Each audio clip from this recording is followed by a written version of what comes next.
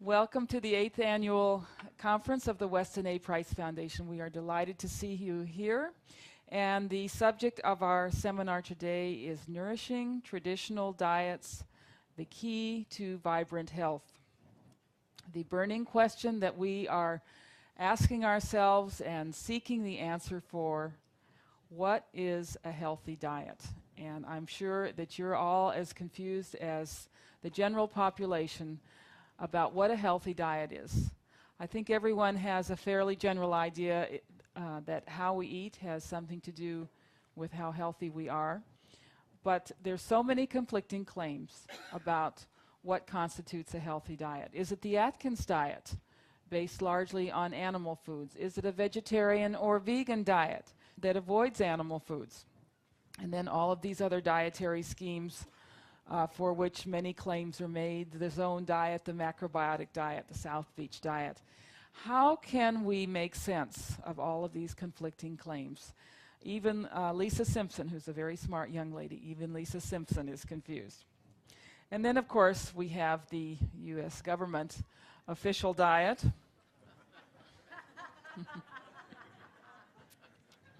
With the food pyramid and resulting in all these pyramidal shaped people. And believe me, the rationale for this diet is not to make you healthy. It is to promote the products of commodity agriculture, because that's what the U.S. Department of Agriculture is set up to do, is promote commodity agriculture.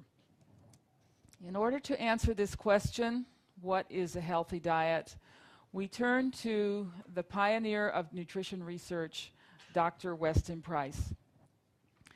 Dr. Price was a dentist, actually. His practice was in Cleveland, Ohio. He was a very successful dentist for his day, and he had a lot of patients who asked him, what is a healthy diet? How can I be healthier? And Dr. Price did not know the answer to this question. What he did know is that he was seeing increasing levels of disease among his patients. Dental caries, cavities, infection in the mouth, and also what he referred to as dental deformities. We have a different way of saying that. We say crooked teeth, crowded teeth. But he was seeing all sorts of problems in the development of the jaw and the teeth. And what he noticed and what he observed was that people who had poor dental health, people who had cavities, who had infection, people who had crowded and crooked teeth and overbites, generally had poor overall health. The teeth were a mirror to the rest of the body. And he was concerned because it seemed like the health of the American population was deteriorating and getting worse and worse, at least based on what he was seeing in his practice. Now, this was a time back in the 30s, and actually this was the early 20s when he started his practice, when the world was opening up. There were sections of the globe that had been discovered and isolated populations described and photographed. And one of the most common observations that Westerners had when they discovered these isolated people was what beautiful teeth they had. Even the first settlers to America described in their diaries the Native Americans as having teeth broad and straight and white as piano keys. And this intrigued Dr. Price very much because this is not what he was seeing in his practice. He was seeing decay. He was seeing blackened, crooked, unattractive teeth. Well, Dr. Price decided that he was going to see for himself whether these reports were true.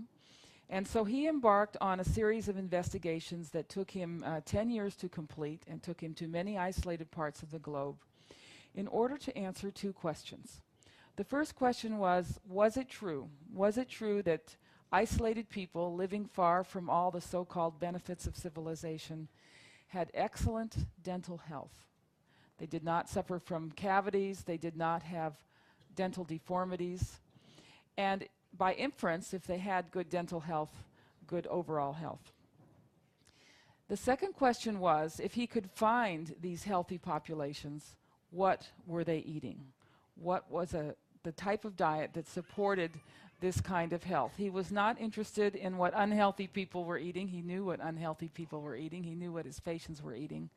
But he didn't know what to tell them to eat to be healthy. So that was the genius of Dr. Price. He asked the right questions, and then he very systematically went about answering those questions. The first place that Dr. Price went was an isolated valley in Switzerland. Switzerland at this time in the early 1930s had embarked on a road building project to connect all the villages and all the towns in Switzerland. But he found a few villages that were still not connected to the road. This particular village was in the Lowenschel Valley. This village was at the end of a valley surrounded by very steep mountain ranges. And the only access to this village was a footpath too narrow for a wheeled cart. That way he was assured that the foods that they were eating, they grew there in the village for themselves, with the exception of salt, which was carried in. They did not have salt. Now, when he came to a tribe or a village, the way he worked was he sat down with the elders and with the help of an interpreter, he explained his research. And when he had their permission, he then took every individual from the village, young and old, sick, no exceptions. He wasn't leaving out people deliberately. And he lined them all up, and then he very carefully looked in every single mouth and meticulously counted cavities. And that part of his research, he kept little notebooks. It was very precise and scientific. He also noted the presence of dental deformities. And this part of his research was published in peer-reviewed journals of his day. He also took general notes about the health of the population based on his observations. And then he made notes about the food. He described the foods that they were eating. And he took samples of the foods back to his laboratory in Cleveland and analyzed them for nutrient content. So this was the way that Dr. Price worked. It was actually a very scientific way of working to answer these two specific questions that he had. Well, you can imagine the amazement of the dentist from Cleveland, Ohio, coming to this isolated village in Switzerland and lining up, first of all the children. And he had to look in 3 mouths before he found even one tooth that had evidence of decay. So there was less than 1% tooth decay among the children in the Swiss village. And every child, every individual in the village had naturally straight teeth. No one needed braces. There were no dental deformities. He described the children's faces as broad. Their nostrils were broad, had very good facial construction. They were also very sturdy. They played barefooted in the freezing water of the running streams during weather in which he and his wife had to wear heavy overcoats. The Price Pottinger Nutrition Foundation has just released another photograph from Switzerland, and you can see how round the children's faces are. Very good facial development, allowing plenty of space in the jaw for the teeth to come in straight. By the way, the children did not brush their teeth. They didn't have toothpaste, they didn't have fluoride treatments. In fact, he very delicately described their teeth as being covered with green slime, but they were not decayed. He also, of course, looked at the adults, and he found the same situation in the adults. Virtually no tooth decay and no dental deformities, very straight teeth. The men in the village were known for their great strength. They routinely won the athletic contests held throughout Switzerland, and the women were known for their great beauty from this particular village. When he talked to the health officials in Switzerland, he learned from them that there had never been a case of tuberculosis in these few isolated Swiss villages. And this was a time when tuberculosis was a huge problem in the rest of Switzerland. It was the #1 killer, not only in Switzerland, but throughout Europe. But these people seem to be completely immune to tuberculosis. So here we are in the Swiss village, the first place that he visited, with his first question, could he find a healthy population? And he's answered this question with a yes. He's found a population with excellent dental health, from all he can determine, excellent overall health. So we go now to the next question. What were these people eating? The #1 source of calories in the Swiss village was the very food accused of causing tuberculosis in the rest of the world. It was raw milk.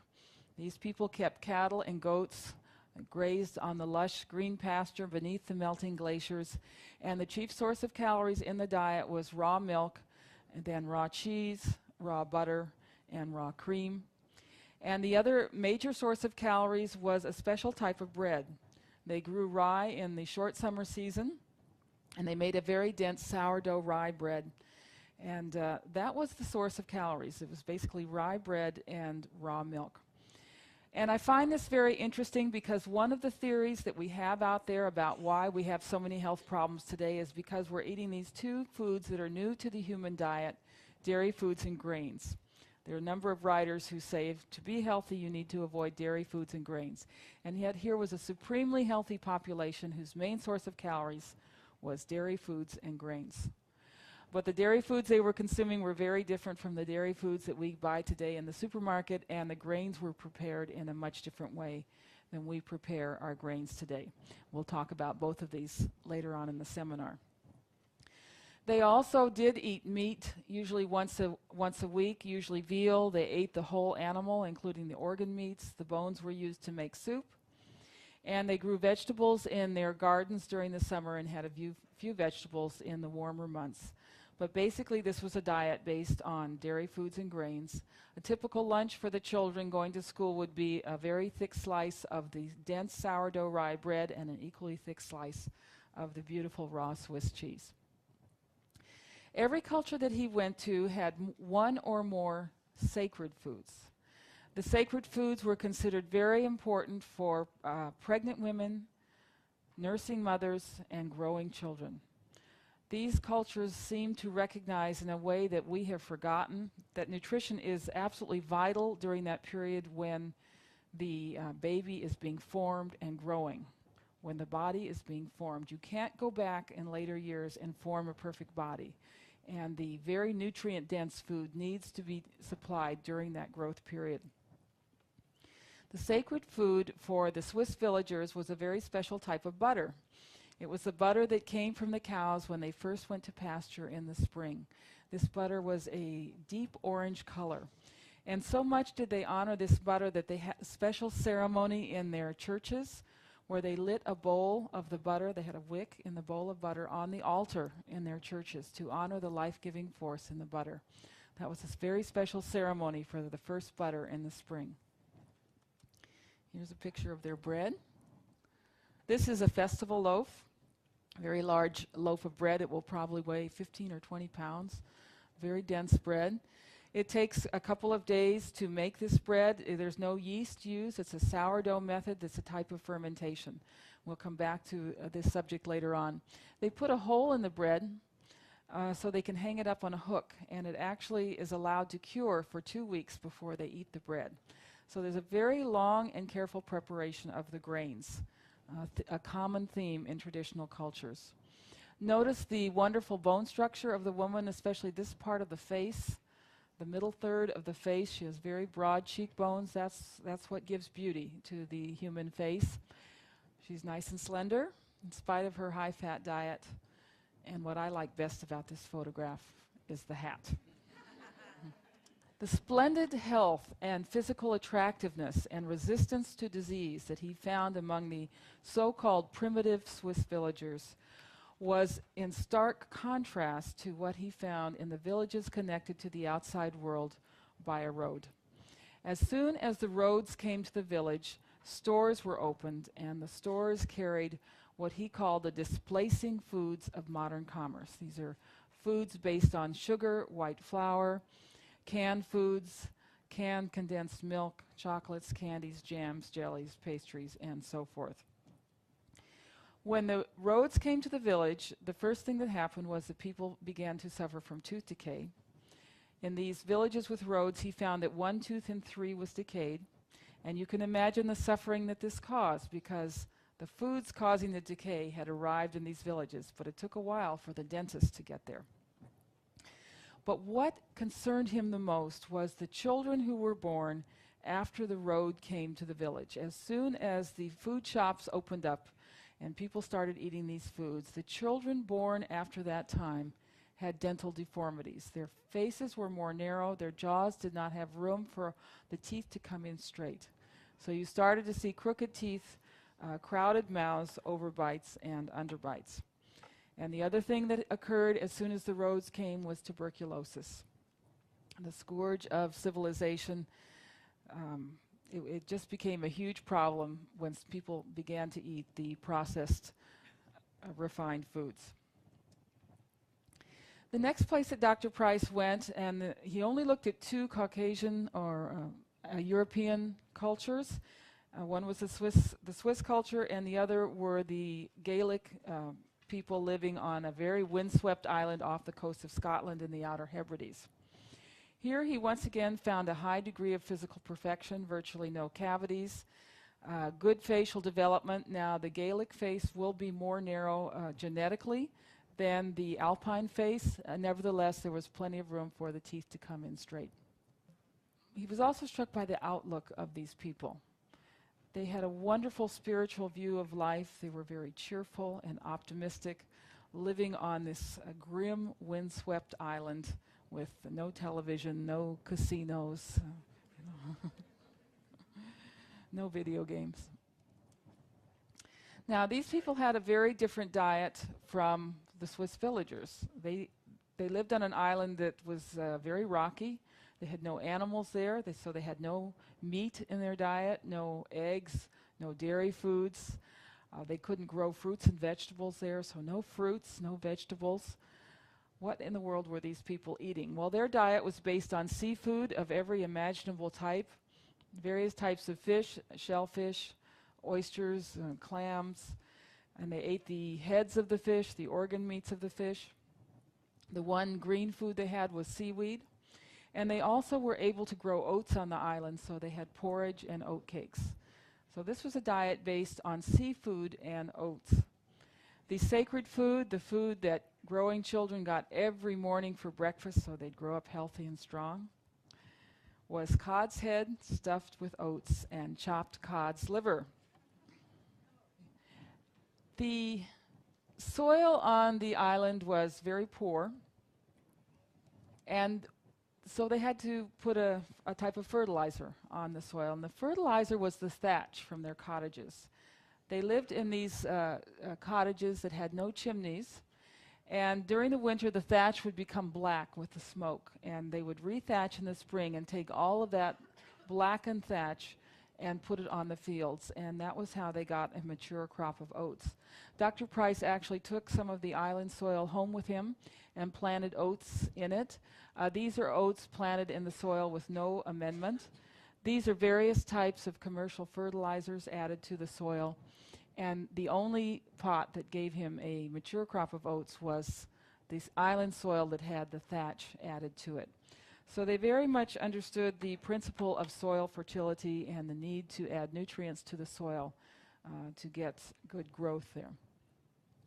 Now, in some of the islands that Dr. Price went to where they had trading posts there and people were starting to eat food from the outside, tuberculosis became a huge problem.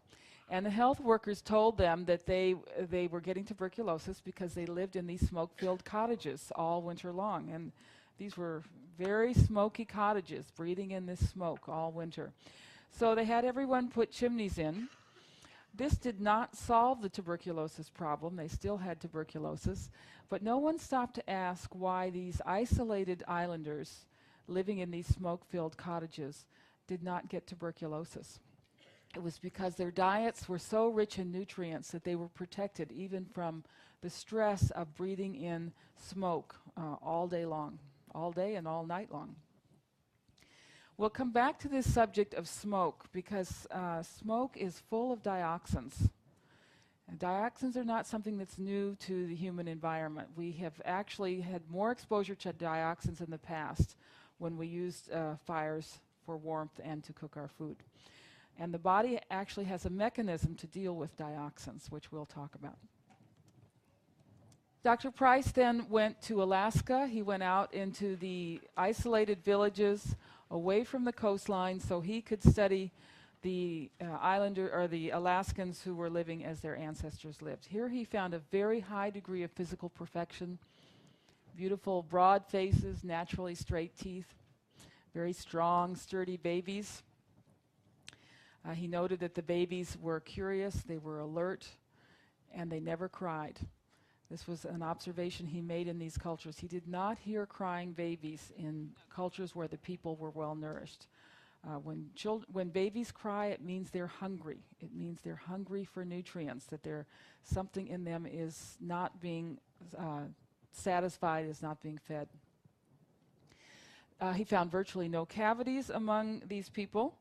And in speaking to a doctor who had lived with the Eskimos for 30 years, he learned that there had never been observed by this doctor a case of cancer, heart disease, tuberculosis, or any condition requiring an operation among those who ate their ancestral foods. Among the Eskimos who were eating the displacing foods of modern commerce, he found all of the diseases of the Western world. Here is another page from his book, Nutrition and Physical Degeneration. He calls these primitive Eskimos. And when he uses the word primitive, he's using it as a compliment. This is the amazing thing about Dr. Price. He was in awe of the wisdom that they exercised in choosing their foods. And he believed that we had a lot to learn from the traditional people. This was in sharp contrast to the attitude of most Westerners who believed that we had nothing to learn from these people, that it was all one way. We were bringing civilization to all of these primitive places, and that we had nothing to learn from them. Dr. Price's view was just the opposite. He believed, and he wrote in his book, that if we do not learn from these people the secrets of how to have a healthy diet, we would actually die out as a civilization. Now, many of the Eskimos had worn down teeth or even missing teeth because they chewed on leather to make their clothes and encountered grit and grains of sand. But even the worn down teeth were not decayed. There was virtually no tooth decay among the primitive Eskimos, and as you can see, very good development of the face and the dental palate. The contrast with what he found in the villages where there were trading posts and food coming in was tragic. Tremendous tooth decay. You can imagine the suffering this caused, and this once very happy, optimistic people became prone to suicide. And the only reason given for suicide was the pain of tooth decay. They developed all of our diseases, and then in the next generation, the generation who was born after they started eating the Western foods, they had changes in the facial structure. They had more narrow faces and dental deformities, overbites, underbites. And he noted that the children coming along with these dental deformities had more health problems. They were much more prone to both chronic and infectious disease. Well, let's go back a minute and look at the foods of the healthy Eskimos. What were these people eating? And here we have a very different diet once again. The main source of calories in the Eskimo diet was seal oil, an animal fat. They're carrying it here actually in the stomach of the animal. They've made a bag of the stomach, and that is seal oil. And the seal oil was used for cooking, for food preservation. They preserved foods in the seal oil. It was used for a dressing on their foods. They had a special kind of Eskimo icing where they beat the seal oil till it was frothy, and then added a few berries or a few fish eggs for fish egg ice cream, and that was and that was for special occasions like birthdays. Naturally, the Eskimos ate a lot of fish, and many times the fish were prepared by a process of fermentation. They were actually thrown into a hole and allowed to ferment for maybe several weeks until it became soft and sort of like soft cheese, actually. And they also ate lots of game. They had one food combining rule, which was that they never ate lean meat. When they killed a marine animal or a land mammal, they first of all ate the fatty organ meats. They took all the lean meat and cut it in strips and dried it or smoked it, and they saved all of the fat from the animal. The inside fat, the cavity fat, the fat along the back, and that was rendered and saved, and when they ate the lean meat, they spread it with the fat. They even cut the liver into strips and dried and smoked the liver and spread the liver with the fat. So they never ate lean meat. This is a food combining rule that you find all over the world among so-called primitive peoples. Going back to the fish, again, the fermented fish. The reason that they ate fermented fish is that they noticed when they fed their dogs fresh fish, the dogs could not pull the sleds all day long. But if they fed fermented fish to the dogs had the stamina to pull the sleds all day long. So these people were very observant of what animals did, and they figured if this was good for the dogs, it was good for humans. And so they ate the fermented fish to give them strength and stamina. And we'll look into this later on today about why it is that fermented foods do give us so much strength and stamina. The sacred food among the Eskimos was salmon eggs. They had put the salmon eggs in the sun to dry so they would have them throughout the year. And when he asked them why they went to such trouble to preserve these salmon eggs, they said to him, "We need these salmon eggs to have healthy babies." So that was their sacred food. No fish was ever eaten without also eating the roe or the eggs in the fish. Dr. Price spent quite a bit of time with Native Americans. Now, these are not his photographs. These are some famous photographs of Native Americans. They were strikingly handsome people before they came in contact with the West, with beautiful facial structure. This is a Navajo. And the first people in the New World were in awe of the magnificent body structure of the Native Americans. The Indians in Texas, for example, were described as on average over 7 feet tall. They never wore clothes, not even in the cold weather. When the ice formed on the ponds, it was a lot of fun for them to get up in the morning and break the ice and go swimming in the ponds. You know, the Indians did not have horses before the white man came, and they hunted on foot. And so swift were they, and they had so much stamina that they were able to outrun deer and buffalo. They hunted on foot. What a change there has been with several generations of Western foods. These are photographs of Dr. Price taken in northern Canada. These were some isolated Native Americans. He found no tooth decay, no dental deformities, very good facial structure, no signs of any disease. And they lived mostly off game animals like the moose and the elk. And once again, they had this food combining rule. They never ate lean meat. They hunted animals during the season when they were the fattest, and they hunted the older animals because the older animals had more fat on them. The contrast between the modernized Native Americans was once again tragic. Those living on the reservation suffered from tremendous tooth decay, and then the next generation had the altered facial structure. Not enough room in the jaw for the teeth to come in straight. These are Seminole Indians in the Florida Everglades, and they were very shy, and it took them about 2 weeks to grant permission for the photographs. Dr. Price had to sit around and twiddle his thumbs for a couple of weeks while the elders debated this, and we're so glad that they did give permission, because you can see from these photographs what splendid, magnificent people they were. There's just nobility in every face in these Native Americans fed on traditional foods, traditional nutrient-dense foods. You can see the very good facial construction, naturally straight teeth in every member of the tribe, and no tooth decay. When you see facial structure like this, what you're seeing is the full expression of the genetic potential.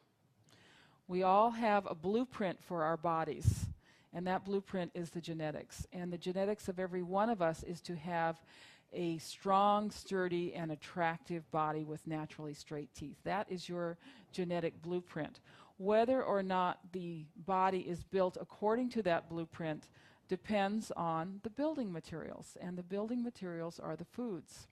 So if you want to think that the genetics comes from the Creator, our health is actually a partnership with the Creator. The genetics are given to us But our job is to make sure that the growing child has the right building materials, the right types of foods. And the teeth tell the tale. When we see a person with the good bone structure and the well-formed jaw and straight teeth, that means that everything has been properly constructed in the body. It means that there'll be plenty of room in the head for the very important organs there, the pituitary, pineal, and hypothalamus. The hypothalamus, by the way, is the seat of impulse control. So there'll be a lot of willpower in people who have this good facial construction. Whereas if you see the crowded teeth, it's a sign that there's going to be some compromise in the head for all of these master glands. If the teeth are straight and well constructed, that means all of the muscles and tendons will be developed to their optimal potential. Whereas someone with crooked and crowded teeth will likely have poor development, poor posture, and will be easily injured. The native people had very keen eyesight and hearing. One of the first things that goes when we start eating processed foods is that keen eyesight and hearing, and suddenly everyone needs corrective lenses. You'll see the optimal function of all of the organs, the lungs, the kidneys, the liver, whereas there might be compromised function when you have the compromised dental development. People who are raised on nutrient-dense diets and have the good skeletal development tend to have an optimistic outlook on life. They learn easily, whereas once you start getting this compromise in the development of the body, the brain is an organ as well, and you start seeing things like depression, behavior problems, and learning disabilities. And finally, when you see that beautiful round face and the nice straight teeth, that means that the pelvic opening is round and childbirth is easy and painless. When you have the more narrow face, then the pelvic opening becomes oval or elliptical, and childbirth becomes painful and very difficult. Now let's compare our beautiful Seminole Indian princess here, brought up on traditional foods, which would include fish, game, reptiles, plenty of fat, of course, in the diet, lots of organ meats, with someone from her same tribe who was born after the parents changed their diet. This is the same genetics, it's the same blueprint for the body, but different building materials. She has crowded teeth. That's a sign that there's going to be a compromise in the entire body and the way that it was built. And this is not a hereditary problem. The genetics have not changed here. This is a nutritional problem.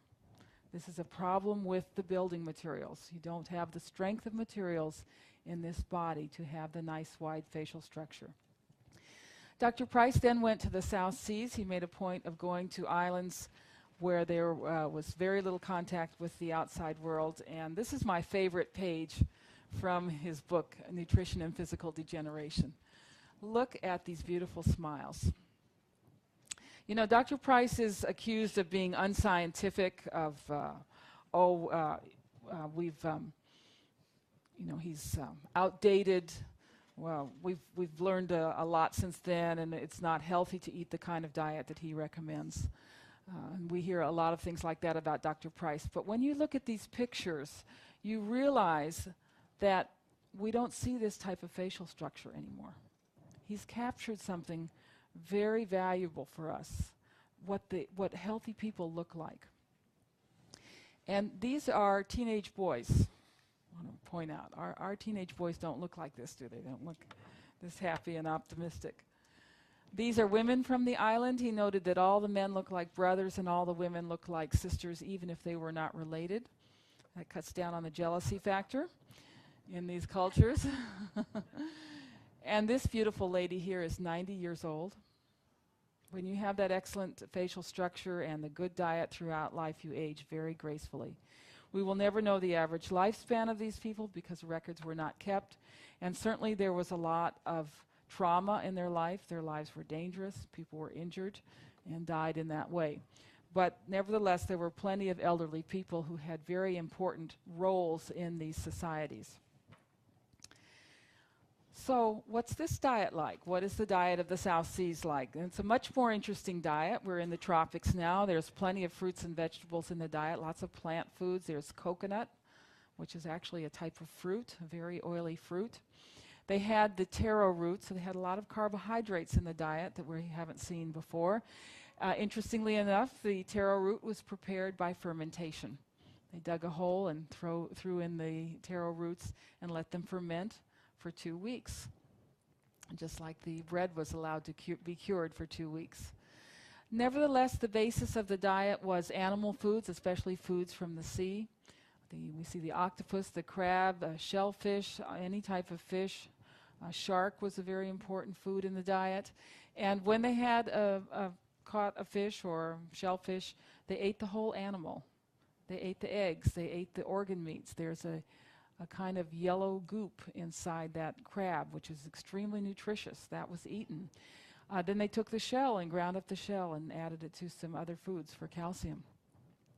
They had pigs on the island. The pigs were roasted in underground ovens, and they ate the whole animal, including the organ meats, the skin, the bones, and the fat.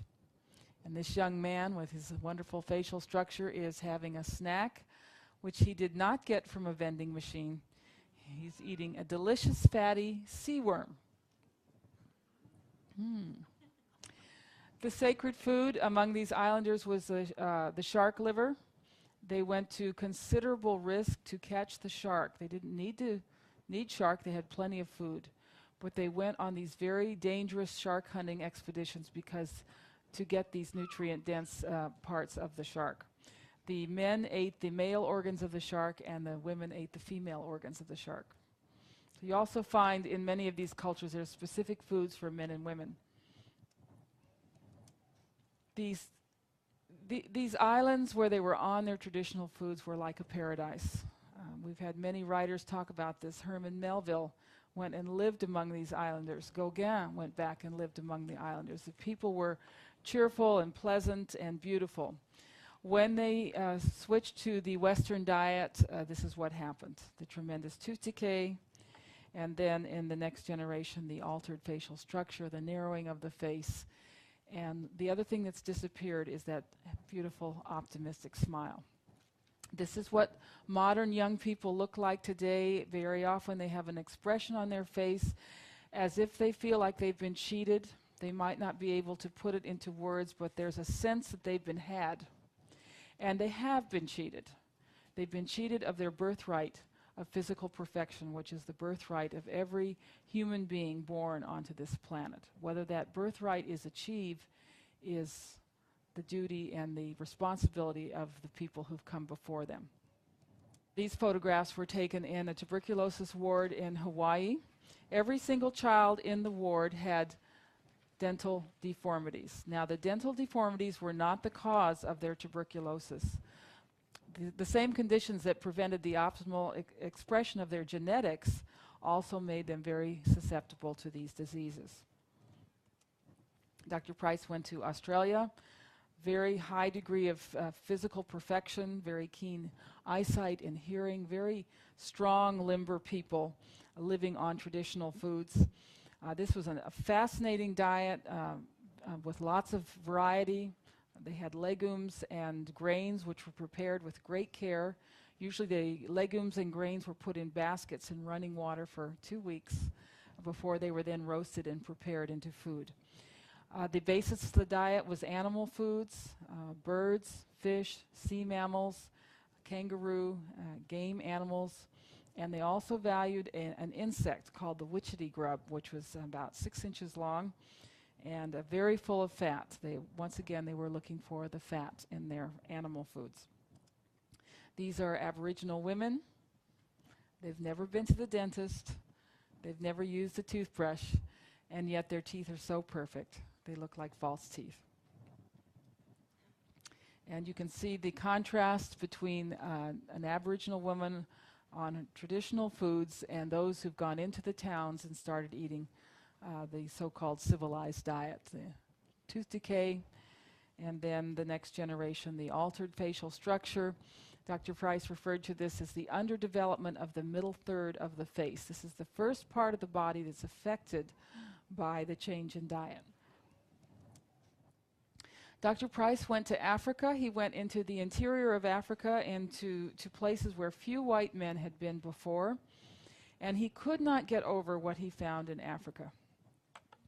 In Africa, he found 7 tribes with 100 or more people in every tribe, and not a single cavity. Over 700 individuals and no cavities. He found no dental deformities, no signs of any disease, including the diseases that we associate with Africa. As long as they were on their traditional diet, they were completely immune to the ravages of the displacing diet of modern commerce. Now, his African experience allowed him to compare 3 diets practiced by the same racial group. The first were the herders, the people who kept cattle and goats. They had a diet that was almost exclusively animal food. Their diet consisted of milk, meat, and blood. It was a very high-fat diet. The warriors drank up to 1.5 gallons of raw milk, usually fermented raw milk every day, and that gave them the equivalent of 3 sticks of butter a day, 3/4 of a pound of butter per day. These people were very slender and had no signs of heart disease and very low cholesterol. The second group were the hunter-gatherers. They did not keep animals, but they hunted and fished. They also ate a variety of plant foods, and they had a sacred food, which was liver, which was eaten both raw and cooked. The third group were the agriculturalists. They did not keep animals, they did not hunt, but they grew corn, beans, and squash. They were not vegans, however, because about 10% of their diet was insects, especially termites. It was a very important food in their diet. So when he compared these 3 groups, the first 2, the ones with a lot of animal foods in the diet, had no cavities. The agriculturalists had about 6% tooth decay. Now, this was a completely natural diet, but very lean on the animal foods, and they did suffer from tooth decay. They also tended to be shorter, a little bit overweight, and not as robust as the hunter-gatherers or the people who kept flocks of cattle and goats. Comparing the first 2 groups, as I said, neither of these groups suffered from tooth decay, but the group that had the mixed diet, the hunter-gatherers who had both animal and plant foods, they were not as tall, but they were much stronger and had better proportions. So one of the lessons of his African experience was that the ideal diet avoids the extreme, not too much animal food and not too much plant food, somewhere in the middle, a balance between animal and plant foods. Here's a Maasai warrior. These are the milk-drinking people. They tended to be very tall and slender. But no matter which diet they started out on, none of these groups was immune to the ravages of these displacing foods. When they came in contact with the West and started imitating the white man and eating his foods, this is what happened. Tremendous tooth decay. The difference is that they didn't have dentists. We have dentists to repair the damage. We have doctors to repair the damage. And we want to be very grateful for these miracles of modern dentistry and modern medicine. But there's only so much that the dentists and the doctors can repair. And we've actually come to the point in our civilization, especially with this next generation, where there's just not much that the medical profession can do. And then the next generation, he saw this same pattern in every race that he studied, everywhere in the world that he went.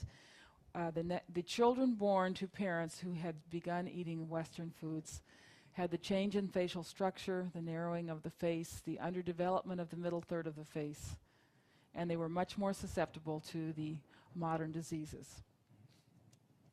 This photograph perfectly illustrates the difference between a face that's constructed with good building materials. This is good facial development. You can see there's a very broad, strong palate. This part of the face is very well developed. Whereas this face is a typical modern face. There's not as much strength in the cheekbones and the dental palate, so it has to be more narrow. It almost looks as though this face is hanging from the skull. And that's adaptation that the body makes. In order to survive, the body just becomes constructed more narrowly when the building materials are not good.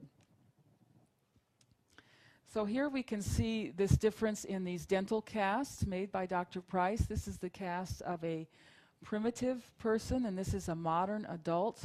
Here you see in the front view.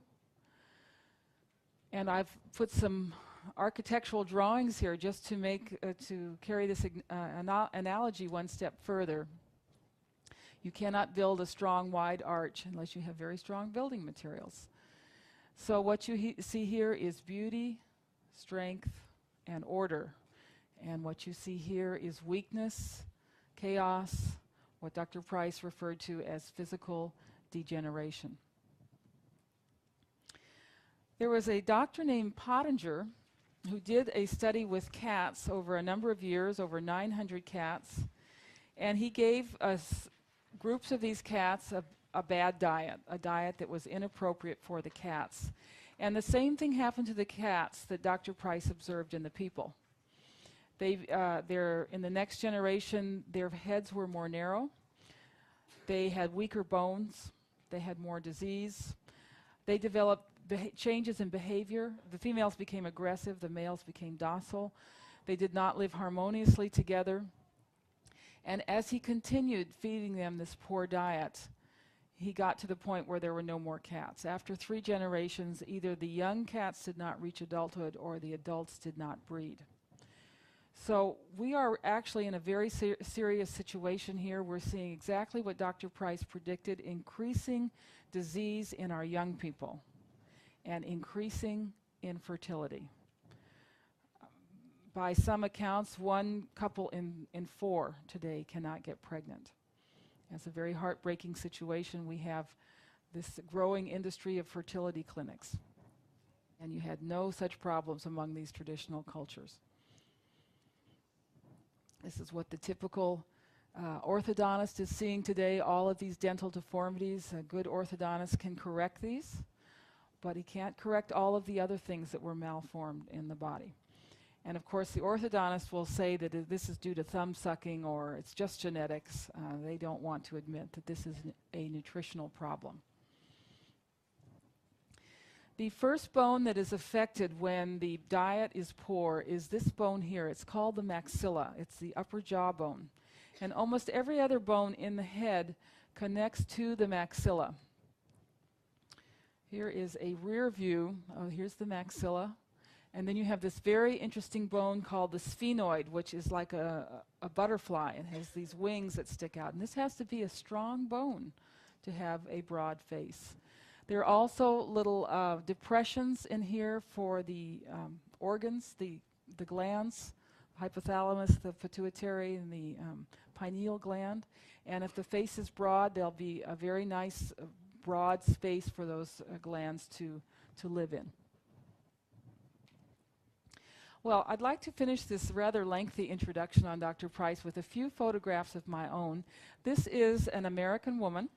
She was born in the South in the 1920s, a beautiful facial structure, naturally straight teeth, and she didn't grow up on sea worms or cod's head stuffed with chopped cod's liver, things that would be very difficult to get your children to eat, I know.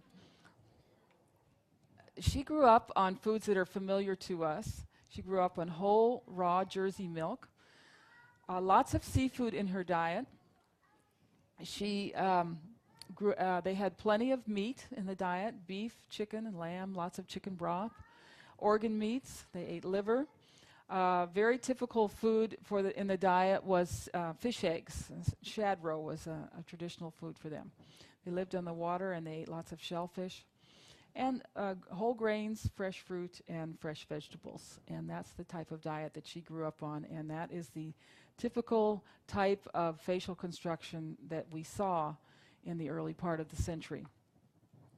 This gentleman grew up on a farm in eastern Texas. He has a very broad face. You can see the distance between the outside of the eye and the outside of the head on both sides. That's a very round face. He was basically an orphan. He grew up on his grandfather's farm. He said, the animals were my mother. he suckled directly from the goat, and actually the mule was his mother also. He said if I got a crawdad from the stream, I had to eat it right away because otherwise someone else would get it. So he ate the crawdads raw, and he said my grandfather treated me very poorly, and I got all the leavings, all the pieces of meat that no one else would eat. And so he ended up eating a lot of organ meats for that reason. He said, I didn't realize how strong I was until I went into the army, and he said I could whoop those soldiers twice my size. He's still going strong in his 90s after a very colorful career as a bootlegger and a card sharp. A very keen mind. He said he could take an unmarked deck of cards and mark them up very skillfully, and within 10 minutes he knew every card in the deck from the back. This is a Canadian woman, Agnes MacPhail. Look at her beautiful bone structure. Now this will be a more narrow face. The Gaelic face is genetically more narrow, but this is excellent bone structure. She grew up on a dairy farm. She was a great champion of women's rights and a great reformer in Canada. Here's a rock group from the 50s. Freddie Lyman and the Teenagers. I was really struck by this photograph because every one of these young men has naturally straight teeth. Now you cannot go into a high school today and find 5 young men with naturally straight teeth like this. This type of facial construction has disappeared in America for Americans born here. And these young men did not have their teeth straightened. This is natural. They probably grew up on farms, had access to raw milk, and probably lots of organ meats. Lots of good farm food. We compare them with the Temptations. A generation later, they may have had their teeth straightened and whitened, but can you see the difference in facial structure? You see a narrowing, you see a slightly sunken in look there in the middle third of the face. That's what Dr. Price refers to as physical degeneration. And we know that if the diet that causes this type of change in the physical structure is continued for another generation or two, you end up with no people. Reproduction ceases, or the young people do not reach adulthood. And that's what we're starting to see today. On this man's face, who's the only one with a narrow face in this whole photograph from 1910. As you can see, beautiful bone structure. These are Native Americans. These are the white people. Everyone has beautiful high cheekbones. The Native Americans would have been eating buffalo guts and all sorts of foods that we don't like to eat. But the Americans, the white Americans, would be eating raw milk, raw dairy products, lots of organ meats, liver, and so forth. Nothing was wasted in those days. Now, if you took that picture today, even if it was a photograph of athletes, you would see the opposite. You'd see 1 or 2 with the good facial structure. That would be the exception to the rule, and everyone else with the compromised facial development. Here's a famous person, Elvis Presley. Look at the father's face. What a beautiful broad face he has, and the mother also. Now, Elvis was very handsome, but you can see that there's a narrowing of the face there. And I think some of that sense of loss is reflected in his music, actually, and that's why it was so popular. Not only did he have a beautiful voice, but there was a sense of loss reflected in what he was singing. This is normal facial development in these South American children from a poor village. We would call them deprived, and yet they're supremely blessed with their birthright of physical perfection. They'll be eating insects, maybe some raw goat milk. Nothing is wasted when they butcher an animal, so they eat the organ meats. Contrasted with what we're seeing in our children today, with each generation you get the more serious changes in the facial structure. Narrow faces, they almost all need braces to straighten their teeth, and they're plagued with allergies, asthma, learning disabilities, behavior problems, autism, even diseases that we associated with adults, such as cancer and arthritis. The narrow face has become so commonplace that we're seeing it in the fashion magazines today. If this is where you ended up And it's certainly where I ended up. I needed braces, and I had lots of health problems as a young woman. I have a much more narrow face than my parents, who both have naturally straight teeth. Don't despair, because the dietary principles that we're going to present to you today can give you good health, even if you're living in a bungalow instead of a palace. And that's what I consider I'm living in. The good news is that this trend is reversible. If pregnant women know how to eat, if they know how to feed their developing children, we can reverse this trend. This beautiful young woman was born to a mother who had a facial narrow face and crowded and crooked teeth. She had some health problems as a young woman. But when she was a teenager, by chance, she started to eat lots of liver. She often went out with her friends, and she said she couldn't afford the more expensive things on the menu, so she ended up eating liver 2 or 3 times a week. She also, at that time, moved to a place where she had access to raw milk, raw Guernsey milk. And the result was this beautiful daughter with naturally straight teeth. My own story is very similar. When I was in college, I went off to France to learn to speak French, and when I was in France, I discovered a food that I had never tasted before, and that food was liver pâté. And my first taste of liver pâté, it was like my body saying, "At last, at last you found what you've been needing." And I actually made quite a pig of myself in France and ate liver pâté morning, noon, and night. But and tried to find it when I came home because I loved it so much. And I was blessed, my first child. This was long before I learned about these principles, just by chance. She has naturally straight teeth and didn't have the health problems that I had as a young woman. So the situation is reversible, and here are some of our beautiful Weston A. Price babies. We're thrilled to see so many young people here today because you're the ones, the young women of childbearing age, you're the ones we're depending on to make these changes so that the next generation can carry the torch for us and get back to work in making this a perfect planet. Dr. Price said, individual beauty is a matter of both design of the face and regularity and perfection of the teeth. Nature always builds harmoniously if conditions are sufficiently favorable, regardless of race, color, or location.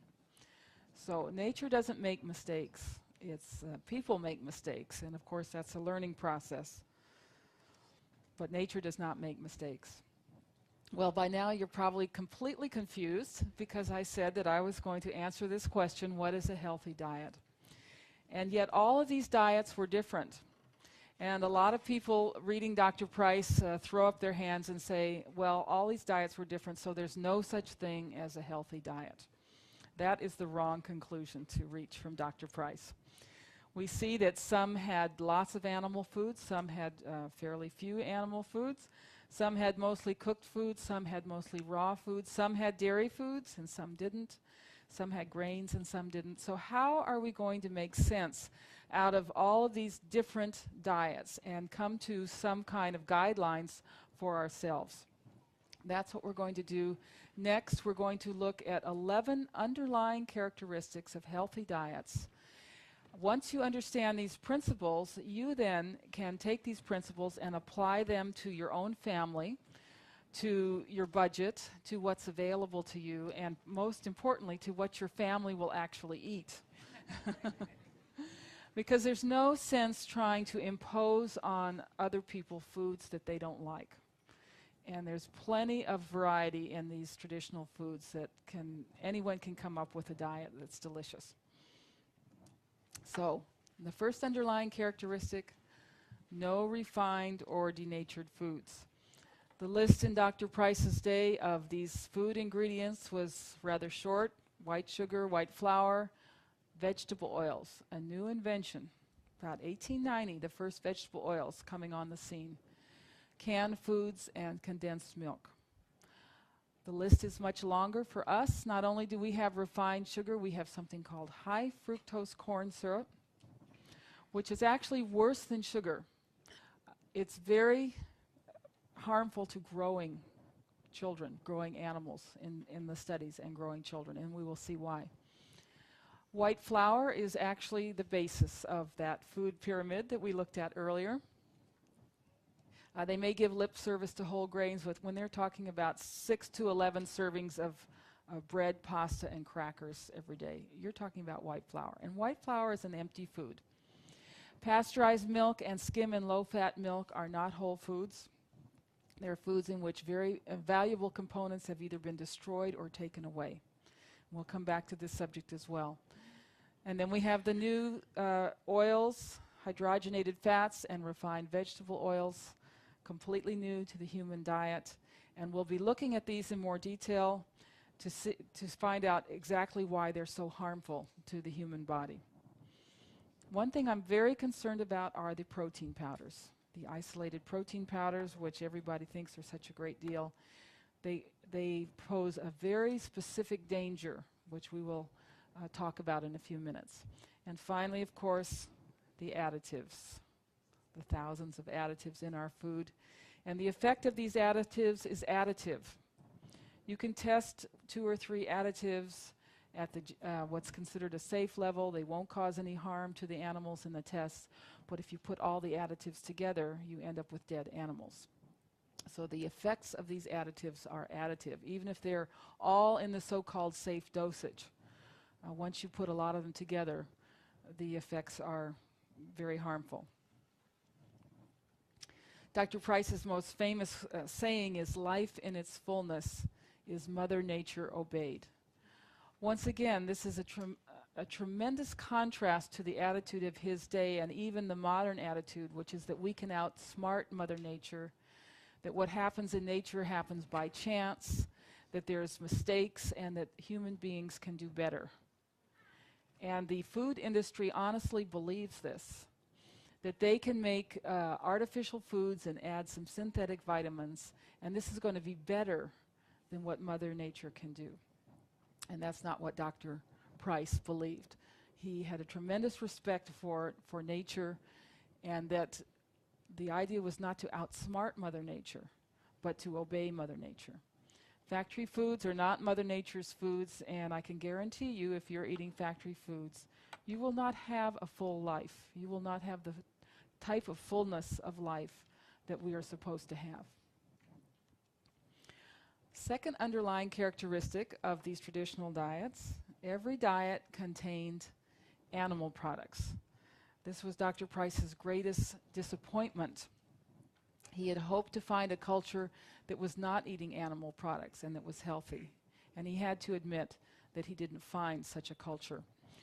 According to Dr. Price, the most important animal foods were fish and shellfish, and not just the fish fillets, but the organs, the oil, the bones, the heads, and so forth.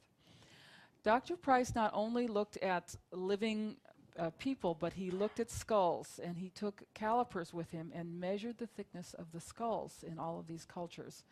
And what he found was that the cultures that ate fish and shellfish had the thickest skulls. And that's a good thing, to have a thick skull. For many reasons. Many cultures ate birds, and not just the skinless chicken breast. They ate the whole animal, including the organs.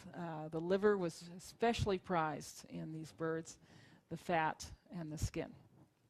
Many cultures consumed red meat, beef, goat, sheep, game, with the organ meat and fats preferred. Nothing was thrown away. They never ate lean meat. They wanted these animals fat. Milk and milk products, eggs, reptiles, and many cultures also consumed insects. So every culture that he looked at had animal foods in the diet. There are certain nutrients that we find only in animal products. Chief among them are the nutrients that we find in the fats of the animals, vitamin A and D. We'll talk in depth about vitamins A and D shortly. Cholesterol is a nutrient for growing children. Growing children cannot make all the cholesterol they need, and they need a lot of cholesterol in their diets to form the brain and also to form the second brain. What's the second brain? The stomach and the intestinal tract. These require a lot of cholesterol to be formed properly. This is why we're seeing learning disabilities and digestive disorders go hand in hand, because both of these parts of the body need a lot of cholesterol to be formed properly. Vitamin B12 is an extremely important vitamin, and we get it only from animal products. And certain types of fats, or what we call fatty acids, arachidonic acid, EPA, and DHA, very important for neurological development. We only get those from the animal foods. Now, there's many nutrients that we find in plant foods, but they're blocked or difficult to absorb from the plant foods. And they're much more easily absorbed from the animal foods. And first among these is calcium. In traditional cultures, there really are only two good sources of calcium. One is raw dairy products, and the other is bones. And in cultures that don't have dairy products, there's a lot of use made of the bones. Perfect example is the Asian diet, where they're not using dairy, but in a traditional Asian diet, every meal will include a bone broth, and they're considered very important for their health. B6, magnesium, iron, zinc, and copper, extremely important nutrients, much more easily absorbed from the animal foods. Zinc deficiency is one of the first things that comes along in a vegan diet. It's impossible to get adequate zinc from plant foods. It's there, but it's blocked and difficult to absorb. It's bound up, it's chelated, and the body has to expend a lot of energy to extract the zinc or the copper or the iron and so forth.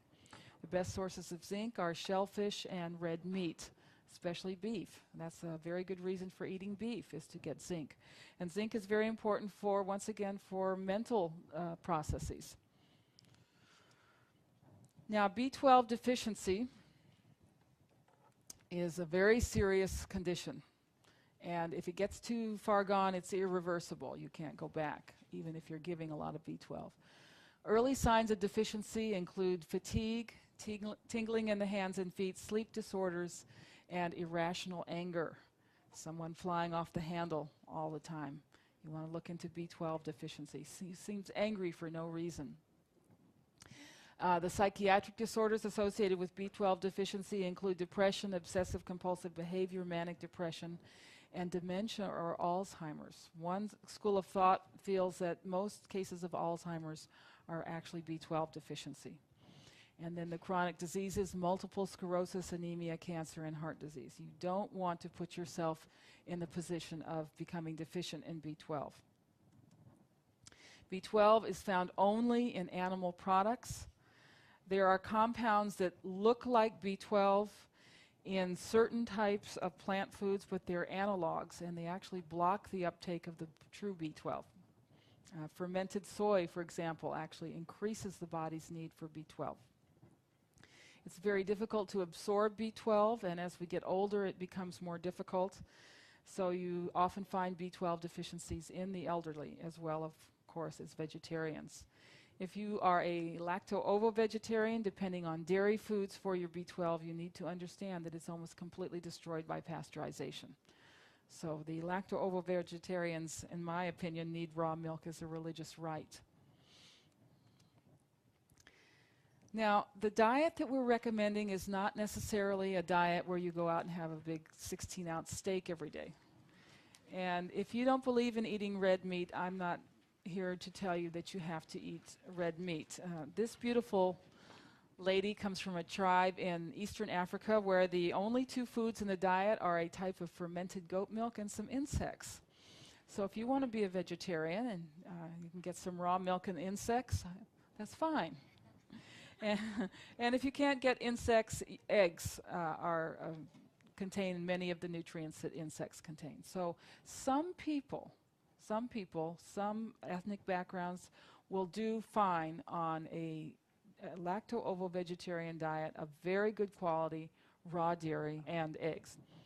But if your ancestors come from seacoast regions or from cultures that ate a lot of organ meats, you may not do very well on the lacto-ovo-vegetarian diet.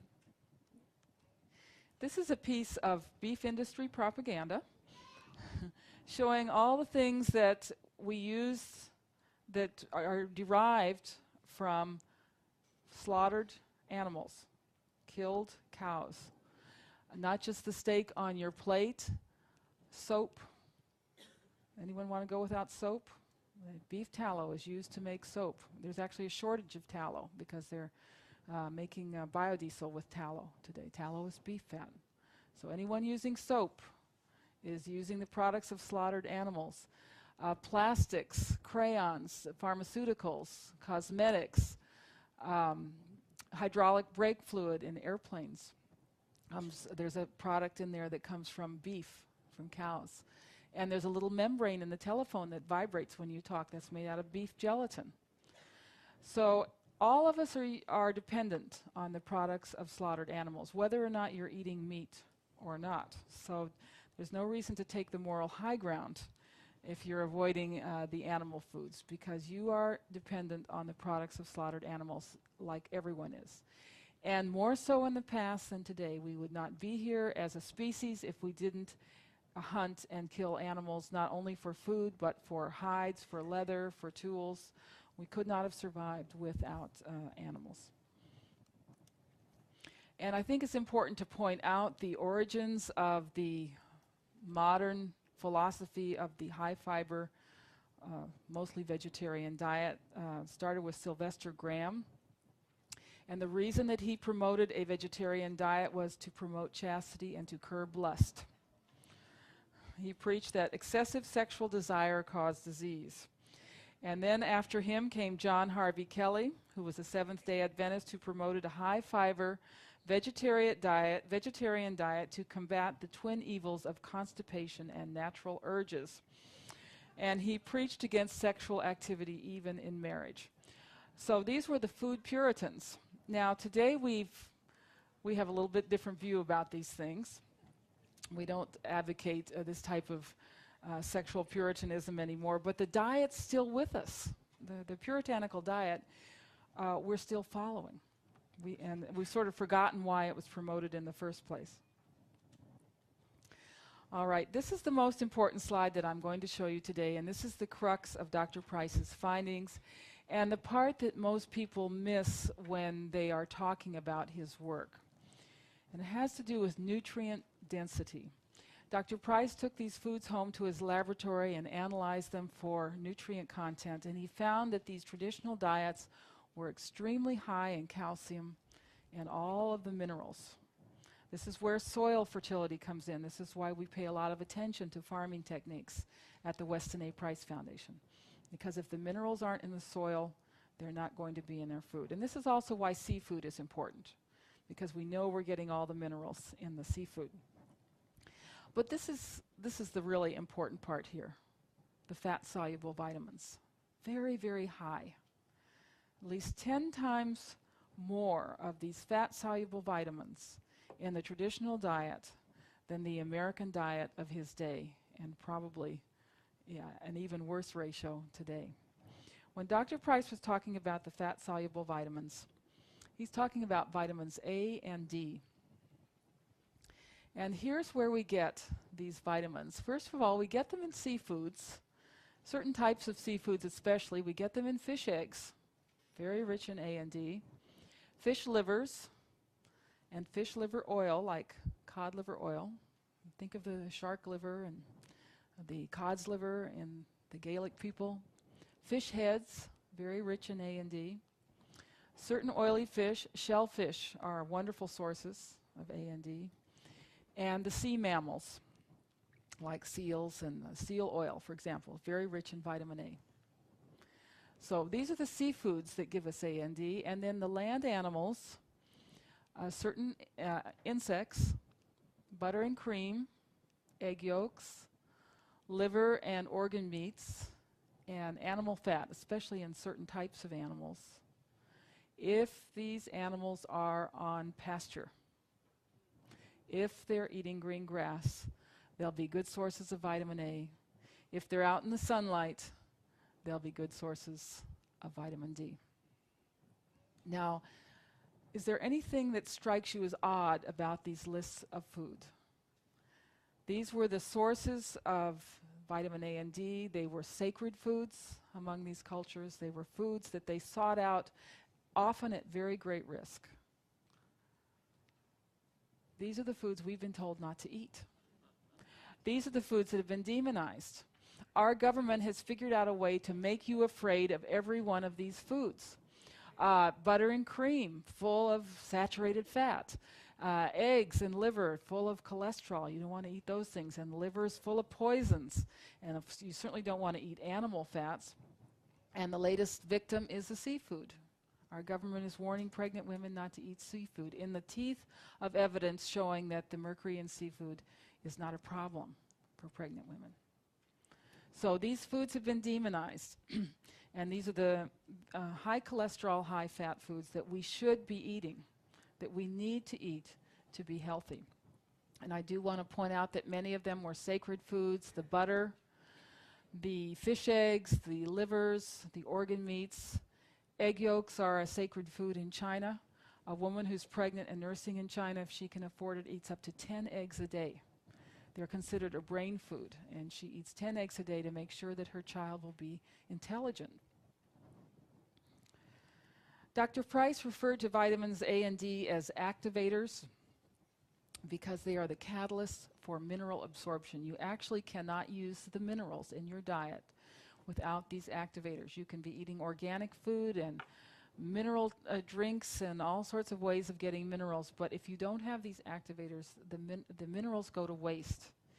He said this is where the greatest breakdown takes place in the modern diet, in getting enough of these activating substances needed for rendering the minerals in the food available to the human system. He said it is possible to starve for minerals that are abundant in the foods eaten because they cannot be utilized without an adequate quantity of the fat-soluble activators.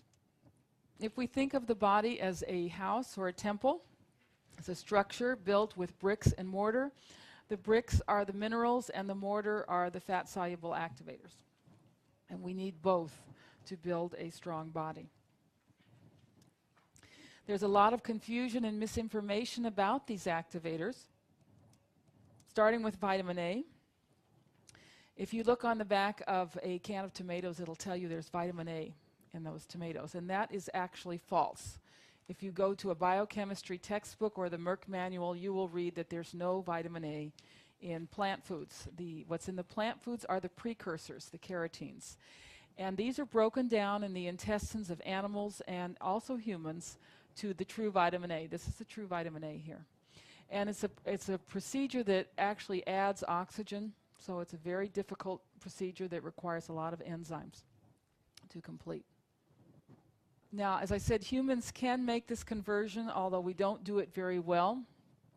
To make the conversion, first of all, we need fats in the diet.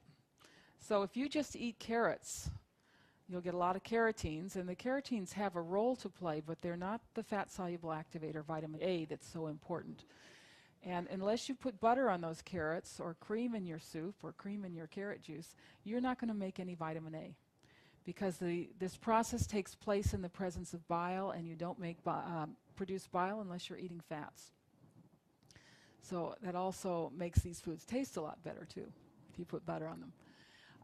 Enzymes are involved. Thyroid hormone is critical to making vitamin A, and vitamin E is involved. So it's a complex process that we don't understand very well that requires a lot of nutrients from the body. Now, the key thing here to remember is that babies and children do not convert at all or very little, and they don't store vitamin A. So as a function of body weight, babies and children need more vitamin A than adults do because they don't make it, and also because they're growing, and you need vitamin A for growth. The other group that does not make vitamin A very well is diabetics. Diabetes is not just a problem of glucose metabolism. The diabetic actually cannot make a lot of these enzymes that he needs to make vitamin A. And what kind of diet do we put our diabetics on in this country? A low-fat diet. It is an absolute disaster for diabetics. It's a recipe for problems. The diabetic needs lots of vitamin A. They need a high-fat diet to regulate their blood sugar. And we actually have a diabetic in our family who's got type 1 diabetes. He's been on insulin for many years, but he's been completely able to avoid the problems that we associate with diabetes by taking cod liver oil and getting plenty of vitamin A in the diet. He said no retina problems, no kidney problems, and no healing problems. So I really think a lot of these problems are just problems of vitamin A deficiency. Many other conditions will interfere with the production of vitamin A, poor thyroid and liver function, if you have poor intestinal absorption, high intake of nitrites and nitrates, pesticides. If pesticides interfere with vitamin A, and if you're exposed to industrial pollutants, chemicals, and pesticides, you need a lot more vitamin A in your diet. And just eating a lot of carotene actually shuts down the conversion mechanism. So you can't just eat carrots and broccoli all day and think you're going to get enough vitamin A. So even under optimal conditions, plant sources of carotene cannot supply sufficient vitamin A for optimum health in humans. Vitamin A is needed not only for mineral metabolism, not only for absorbing minerals, but for using protein. Protein and vitamin A go together.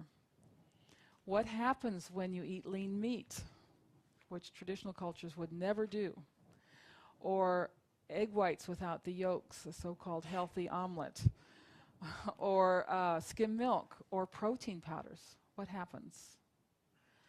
The body says, oh, protein, I need vitamin A to use this protein. And the body goes to the liver where vitamin A is stored and gets the vitamin A there to use that protein. And the quickest way to deplete yourself of vitamin A is to eat a lot of protein. We are actually not advocating a high protein diet. We advocate a certain amount of animal protein, a complete protein, but you need to be careful not to overdo. It's much more important to get the right fats and the fat-soluble activators. You need vitamin A for calcium assimilation. What happens when you drink a lot of skim milk without the fat? Body does not know what to do with this calcium. It ends up in the wrong place. It ends up in the joints. It ends up in the soft tissues like the arteries. What is atherosclerosis? What is clogging the arteries? It's not cholesterol. It's calcium that's in the arteries. And when it's very advanced, you can actually see that calcium in x-rays. Vitamin A is needed for proper growth and prevention of birth defects. When the baby is forming in the womb, stem cells, which are undifferentiated cells, become different organs. First organ to form is the heart, and then you have the liver and the stomach and the lungs and so forth. They are all created out of stem cells. And the compound that tells the stem cells what to do, that gives them their marching orders, is vitamin A. And vitamin A is what tells the stem cells what to become. If a woman gets pregnant and she has very poor vitamin A status and she's not getting vitamin A in her diet, the heart will not form properly and she'll have a miscarriage. And she needs vitamin A right through her pregnancy in order for all of those organs to form properly. And yet our government is telling women to avoid vitamin A. All of the endocrine system depends on vitamin A. You need vitamin A to make all the hormones, especially thyroid hormone. You need vitamin A to make T cells for your immune system.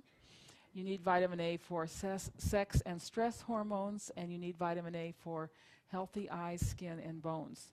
Interesting, we think of vitamin D for bones, but you also need vitamin A for healthy bones. We refer to cholesterol as the mother of all hormones. Cholesterol is the substance that these hormones are made out of. And here we have all the sex hormones, progesterone, DHEA, estrogen, and testosterone. They are made out of cholesterol. You think it's a good idea to be lowering people's cholesterol. We need these hormones. And over here we have the adrenal cortex hormones. These are the hormones that keep our blood sugars stable, that help us assimilate minerals, that help us deal with stress, and that help us heal. Cortisol helps us heal and deal with stress. They are made from cholesterol. But the point of this chart is that to make all of these hormones, you need vitamin A for everyone. All of these arrows represent enzymes, and these enzymes are vitamin A dependent. So you really are going to have problems with fertility and with dealing with stress and healing if you're lacking vitamin A. We'll talk about trans fats this afternoon. Trans fat inhibit all of these pathways. We've had fantastic feedback and testimonials from women with hormonal problems, for example, fibroid tumors, endometriosis, very painful menstrual periods, getting on very high-dose cod liver oil. And we've had miraculous recoveries with very high-dose vitamin A with these hormonal problems. A man named Hale in Texas back in the 40s carried out some experiments with pigs. He took normal pigs and mated them, and when the sows were pregnant, he removed vitamin A from the diet, and all the piglets were born blind with a petrified optic nerve. Then he took these blind pigs and mated them. A few of the sows did get pregnant, and while they were pregnant, he gave them vitamin A, and all of the blind pigs gave birth to normally sighted pigs. So this is a so-called genetic problem that is completely cured with vitamin A or caused by vitamin A deficiency. Vitamin A stores are rapidly depleted by stress, but nobody here is ever under any stress, right? We don't have to worry about that one. When you're under a lot of stress, you need more vitamin A, and if you have very good vitamin A status, you can deal with stress. Stress is actually exhilarating. It's a wonderful challenge. When vitamin A status is depleted, then every little thing is going to be stressful for you. Too much protein, a very quick way to deplete yourself of vitamin A. Cold weather depletes vitamin A. Fever and illness. It's important for children to have fevers. Fevers stimulate the immune system, but fevers also use up vitamin A. So when a child does have a fever, you make sure you're giving them cod liver oil with an eyedropper, that they get smoothies made out of egg yolks and cream, a little liver pate. Make sure you're keeping that vitamin A status full, because otherwise you sometimes get blindness after a fever. Physical exertion depletes vitamin A, and exposure to toxins. So if you are in an industry or a job, or your neighbor next door is spraying pesticides and they're carried over onto your farm, you need to double your dose of cod liver oil. Make sure you're getting plenty of vitamin A. Dioxins deplete vitamin A. Dioxins are in smoke. They're in modern pesticides, many modern components. There are almost 80 scientific papers on this subject. People on traditional diets seem to be completely protected against dioxins. We look at the Japanese fish eaters, getting lots of dioxins, lots of exposure, but do not have high levels in the blood. And here's a good reason to eat your vegetables, besides the fact that vegetables are a great vehicle for butter, is is that they prevent the absorption of dioxin in the intestinal tract. So, you know, we live in a toxic world, and we of course need to clean up that toxic world. But we don't want to be so paranoid about toxins that we can't function in this world. So the other half of the equation is protecting yourself as much as you can with the right type of diet. Then we have the vitamin D myth. And the vitamin D myth is that all we need to do is to get adequate vitamin D is just go outside in the sunlight, expose your hands and face for about 10 minutes every day, and you'll get all the vitamin D you need. We now know that this is completely false. You only make vitamin D when the sunlight is directly overhead. When you get UVB light, that's when the sunlight is directly overhead. And in this part of the world, that only happens at midday in the summer months. And if you want to go out and sunbathe with nothing on at that time of day, I think it's a wonderful idea. For most of us, this is very impractical, and it's impossible for us to make vitamin D most of the year. We just don't have the right type of angle in the sunlight. So we need to get vitamin D from our food. And all healthy primitive groups, including those living in the tropics, had rich dietary sources of vitamin D. Fish liver oils, shellfish, insects, butterfat and egg yolks of animals on pasture in the sunlight, organ meats. Bird fat is a very good source, and the fat of pigs, which is lard. Pigs make vitamin D the way humans do and store it in their fat. So that's an excellent source of vitamin D. Vitamin D has many roles, just like vitamin A. It's critical for healthy bones and proper growth, for mineral metabolism. Bodybuilders, vitamin D is critical for good muscle tone, important for reproduction and healthy skin. Well, the interesting thing here is the insulin production. You need vitamin D to make insulin. And there was a study carried out in Sweden where they put one group of babies on cod liver oil for the first year of life. And they had a control group that did not get cod liver oil, and then they followed them into adulthood. The control group developed diabetes at the rate of the general population. Not a single child who had been given cod liver oil in the first year of life developed diabetes. And they were given no special dietary instruction. Both groups had similar diets. So they were protected. They obviously built a good, strong, healthy pancreas in that first year of life with adequate vitamin D. Vitamin D is necessary for the immune system, nervous system, cell function, feel-good chemicals in the brain, longevity. High vitamin D status is associated with longevity. Beware of the synthetic vitamin D. That's the vitamin D2, which is made from vegetarian sources. Often has the opposite effect of the animal type of vitamin D. Like so many of the synthetic vitamins, usually it can be harmful rather than helpful. So the synthetic vitamin D causes softening of the hard tissues like the bones and hardening of the soft tissues, such as the organs and the arteries.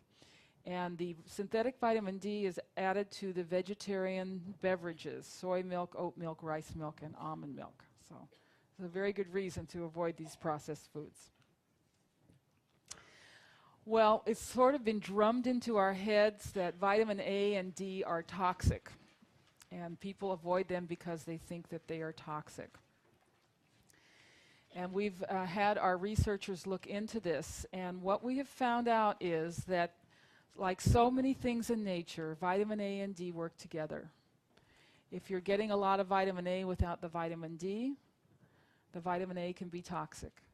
And vice versa, if you're getting the vitamin D without the vitamin A, the vitamin D can be toxic. What we found is that if you get about 1,000 units of vitamin D per day, vitamin A is not toxic in the millions of units at any dose. So you need that base level of 1,000 units of vitamin D per day. The notion that vitamin A is toxic came from studies carried out in Scandinavia where they add vitamin A to the milk. And these vitamin D intakes are very low, and the women developed osteoporosis who were drinking a lot of this vitamin A fortified milk. But when the vitamin D is there, the vitamin A is not toxic. So when you buy your cod liver oil, the ratio should be 10 to 1, 10 A to 1 D. And many brands of cod liver oil contain almost no vitamin D. So you need to be careful and follow our guidelines in purchasing cod liver oil. We're very keen on the high vitamin cod liver oil, which has a very high dose of vitamin A and D. And we have certain recommended suppliers of this wonderful food. And I want to stress that cod liver oil is a food. It's not a vitamin, but it's a nutrient-dense food. These are modern Africans.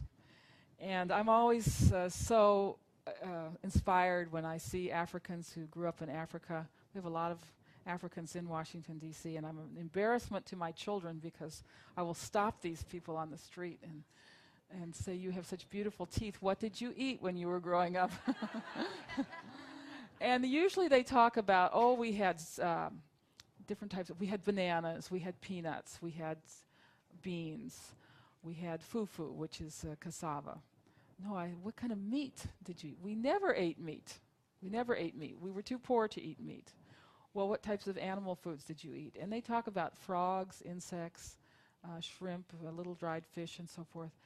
Very low in animal foods, but obviously still a good diet because they have this wonderful bone structure. These are two very typical foods in Africa. This is palm oil. It's a highly saturated fat. It will be liquid in the tropics. But this is the oil that they typically use. Very rich in carotene, so they'll be able to make some vitamin A from this. But this is the really key food. It's a jar of shrimp paste.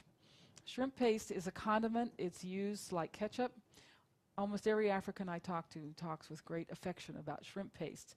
I don't think you'd talk about shrimp paste with much affection because it's definitely an acquired taste, very fishy. It's made with fermented dried shrimp. And when I went back to the food tables and looked up shrimp, I was flabbergasted to see how rich in vitamin D shrimp is. So this is a low-protein food, very rich in minerals, very rich in calcium, and extremely rich in vitamin D. And it's adequate for them. They don't need a lot of animal foods when the animal foods they're eating are so rich in nutrients. Here's a couple more typical African foods. These are dried worms.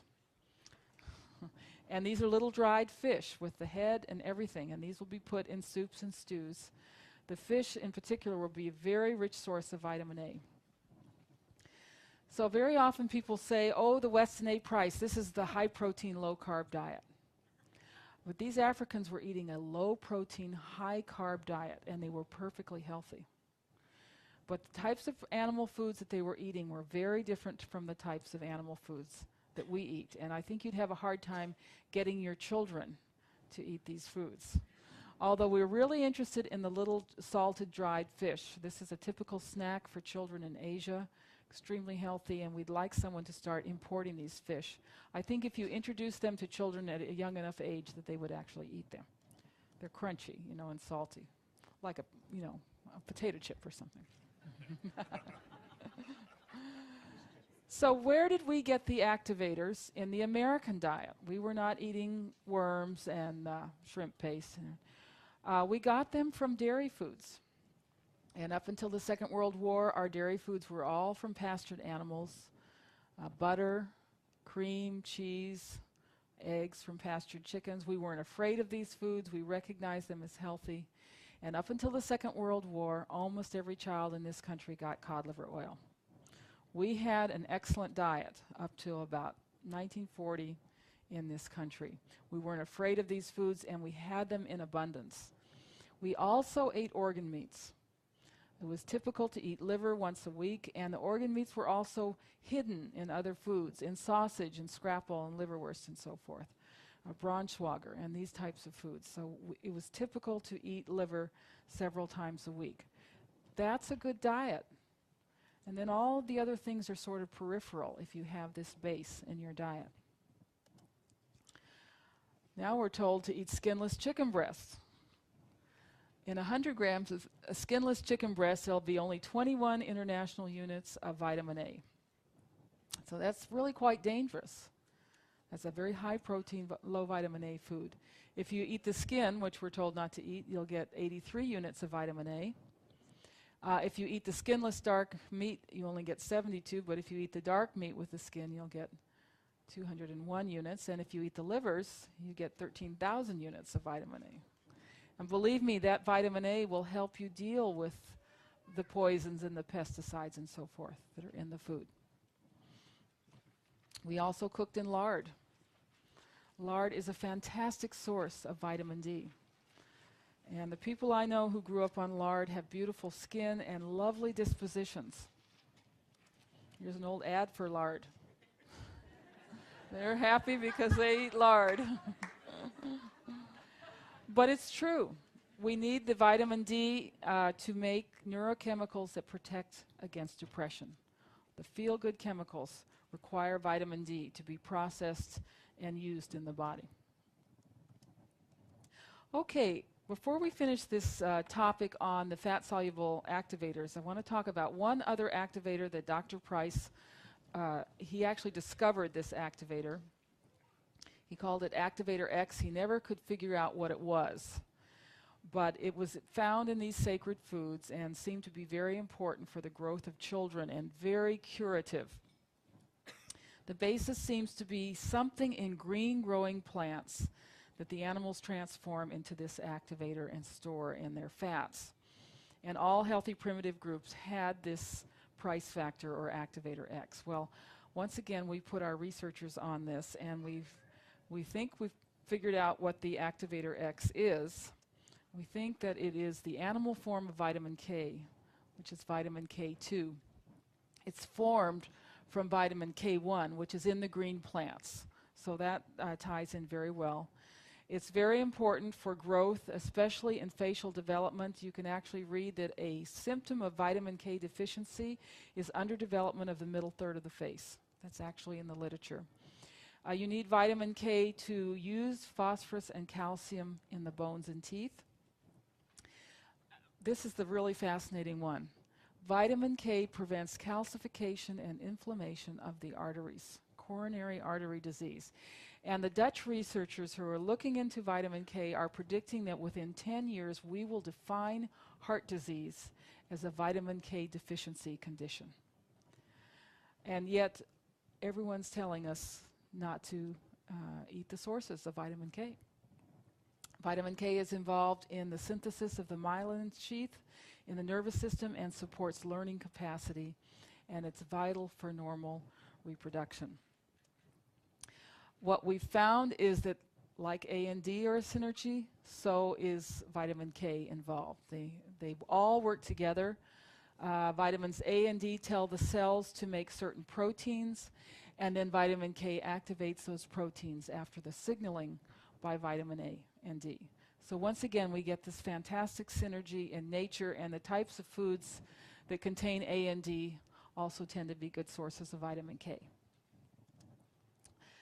Tested sources. Well, this is not an animal food. This is a soy food, actually, a fermented soy food called natto. Vitamin K is actually formed by fermentation in the guts of animals from the K1, excuse me. But before you rush out and buy some natto, just let me warn you that this is definitely an acquired taste. And in the Japanese restaurants where they serve natto, they have a special room for the natto eaters because it smells so awful. So I think I'd rather get my vitamin K from the next best source, which is goose liver pate. And I go back to thinking about my college days and how I ate all of this goose liver pate and was blessed with a beautiful daughter with naturally straight teeth. Cheese is an excellent source. Cheese from grass-fed animals, because not only are the animals making the vitamin K2, but it's formed during the fermentation process. Egg yolks, butter, chicken liver, fatty meats, and sauerkraut is also a source. But these are the animal sources, the foods we're being told not to eat. Foods that haven't been tested but that are probable sources, chicken, duck, and goose fat, that crustacean butter, the yellow goop inside the shellfish. Bone marrow we think is a good source. Other organ meats, fish eggs, and the fermented cod liver oil, which is now available. We're looking forward to doing more research on vitamin K. This was one of Dr. Price's favorite photographs, this darling little Peruvian girl. She's a beautiful round face. She lives at 12,000 feet in the Andes, and she's holding a sacred food here, which is dried fish eggs. And when he asked them why they went to such trouble to carry these fish eggs up from the seacoast up to 12,000 feet, he found them in everybody's backpacks. They said, oh, we need these fish eggs so we can have healthy babies. Like the Eskimos, thousands of miles away, how did they know that these foods were so important? They had an instinct that we have lost, and we have to come to this through science. And fortunately, science completely validates these traditions. These fish eggs would be rich in activator X, vitamins A and D, zinc, iodine, special fatty acids, all necessary for healthy reproduction. The combination that Dr. Price used in his practice to provide the fat-soluble activators, A, D, and activator X, which we now know as vitamin K2, was the high vitamin cod liver oil and what he called high vitamin butter oil, which was made by centrifuging the butter from cows eating rapidly growing green grass and making an oil out of it. And the vitamins concentrated in the oil. And we think that the reason this combination was so magic was that there was only A and D in the cod liver oil. When he added the butter oil, they got the vitamin K. And he literally brought people back from the brink of death with this combination. He cured tooth decay. He reversed tooth decay with this combination of foods. He helped with growth, arthritis. He even cured a case of epilepsy with the combination of high vitamin butter oil and high vitamin cod liver oil. Now the butter oil is expensive. You can imagine it takes about 16 gallons of milk to make 16 ounces of butter oil. So if you don't want to use the butter oil, we certainly suggest when you're using the cod liver oil to make sure you have other sources of vitamin K in the diet, such as butter, goose liver pate, fish eggs, so forth. How much cod liver oil should we take? You want to take a dose of cod liver oil that gives you at least 10,000 international units of vitamin A per day and 1,000 units of vitamin D. That's your base requirement there. And that comes from 1 teaspoon of high vitamin cod liver oil or 2 teaspoons of regular cod liver oil. And please only use our recommended brands. These are on our website and also in our shopping guide. For pregnancy and lactation, you can double that. If you're recovering from illness or surgery, you can go much higher, as long as you've got this vitamin D in the diet. And babies and children should get cod liver oil to supply 5,000 units of vitamin A and at least 500 of vitamin D. Well, how do you take this stuff? That's the real challenge. Never give it on a spoon. Okay? Mix your cod liver oil with a little fresh orange juice, a little cream, a little milk, or a little water. Stir fast down the hatch. Okay? It's very easy to take that way. And give it to babies with an eyedropper. Before 1950, books on infant feeding recommended 2 teaspoons of cod liver oil for babies 3 months and older. We recommend consuming it with butter from grass-fed cows to get the vitamin A, but also to get the saturated fats.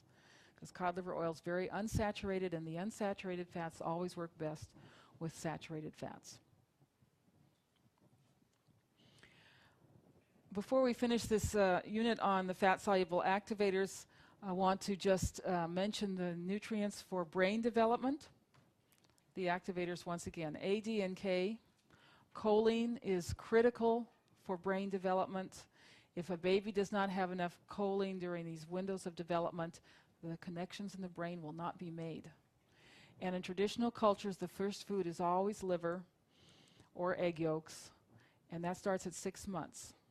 We do not recommend exclusive breastfeeding after 6 months. You want to start giving them these nutrient-dense foods at that time. DHA we find once again in the sacred foods, and zinc. These are the key nutrients for having healthy, intelligent babies. We often hear about nutrient-dense foods and our government telling us to eat fruits and vegetables. So let's just look and see how much nutrition is in 2 typical fruits, the apple, and a typical vegetable, the carrot. Here we have phosphorus, and we're comparing it with red meat and liver. There's no comparison, is there? Look how much higher red meat is and liver is in phosphorus than apples or carrots. Look at the iron here. There's virtually no iron in apples or carrots, but lots in red meat and much more in liver. Zinc, this is the one where red meat is the highest, higher than liver. Copper, B2, vitamin A. There's no vitamin A in apples, there's no vitamin A in carrots, and a little bit in red meat and a lot in liver. Vitamin C, there's actually more vitamin C in liver than there is in carrots and apples. And 2 very critical nutrients that we get from animal foods, B6, much higher in liver, and B12. Look at the liver even compared to the red meat. So I hope this inspires you to eat liver at least once a week. You know, you can get your more B12 from eating 1 serving of liver a month than from eating meat 3 times a day. And calcium. Now, the primitive diets had at least 1,500 milligrams per day in the diet, much higher than the government recommended amount. We could get 1,500 milligrams in 5 cups of whole milk, which is 805 calories, or 7 to 8 ounces of cheese, which is 900 calories, or 40 carrots. If you want to eat 40 carrots, that'll give you 1,500 milligrams of calcium. That's 1,680 calories. If you want to get your calcium from ice cream, and a lot of people do get their calcium from ice cream. That's why they crave ice cream. But that's 2,500 calories. If you want to get your calcium from chocolate cupcakes, you'd have to eat 32 cupcakes, over 4,000 calories. If you want to get your calcium from almonds, they're a good source of calcium, but that's 4,000 calories, and from whole wheat bread, 78 slices. So this is what we mean when we say nutrient dense. You get your nutrients with not taking in a lot of calories. And of course, this is why people crave things. Why are people binging on ice cream and chocolate cupcakes?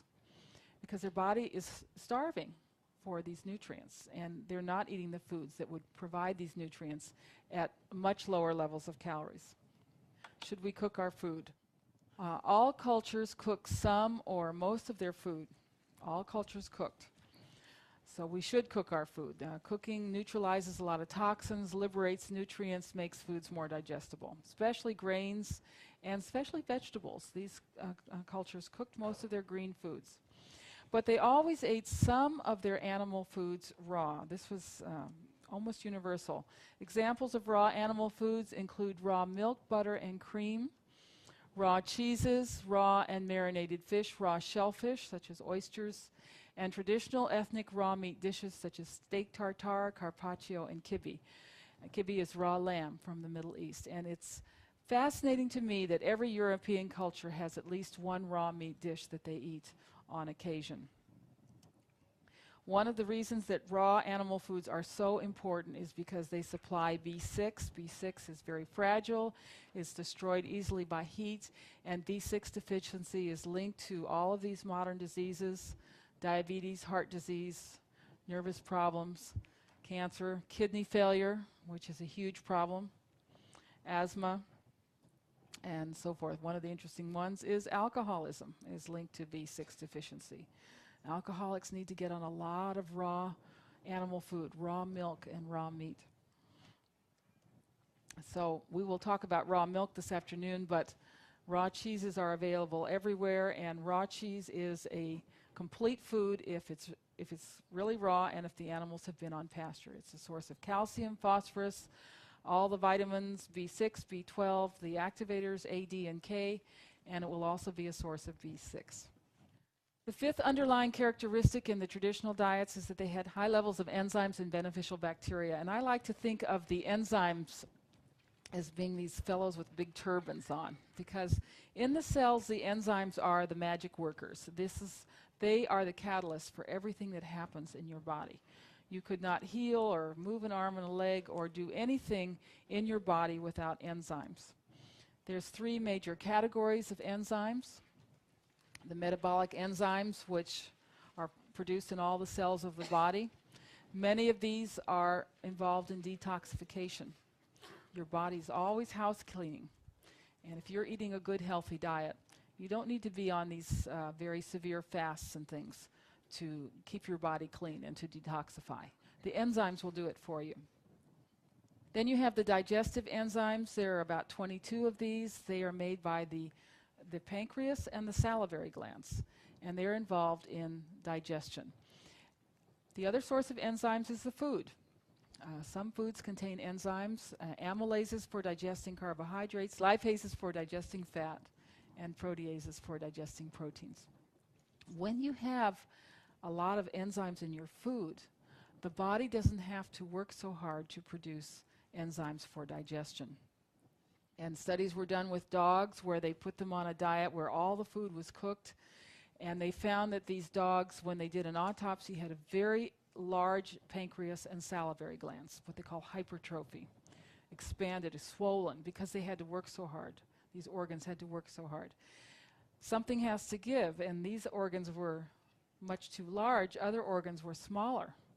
The first organ to shrink was the brain, and the other organs that were drastically shrunk were the reproductive organs. If you want to have a normal sex life and be smart, you need to have lots of enzymes in your food. Remember the Eskimos and their observation that if they ate fermented food, they'd have more stamina and more strength. That's because fermented food is full of enzymes, and that spares your digestion. And that's one of the main reasons for eating these fermented foods. So the body needs enzymes, and the enzymes are not in cooked foods. They're only in certain raw foods. When you cook the foods, you destroy the enzymes. Examples of enzyme-rich foods include raw dairy products. Raw dairy products are loaded with enzymes. That's one of the reasons that raw milk is such a healthy food and such a strength-giving food. Raw meat and fish. Raw honey is a wonderful source of enzymes, amylases for digesting carbohydrates.